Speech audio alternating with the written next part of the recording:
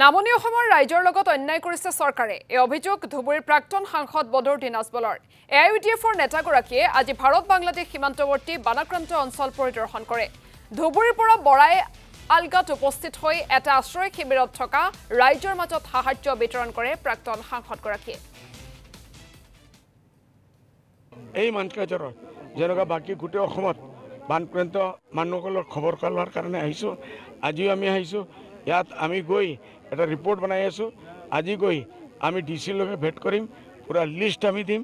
আৰু এই লিষ্টটো আমি ওপৰত কত পঠাব লাগে আমি জানো আমি সব জায়গাত পাঠাম যে আমাৰ এই মানুহবিলাকৰ লগত বৈষম্যমূলক কাম হৈ আছে ৰাজ্য চৰকাৰে এটা বহুত ঘৃণা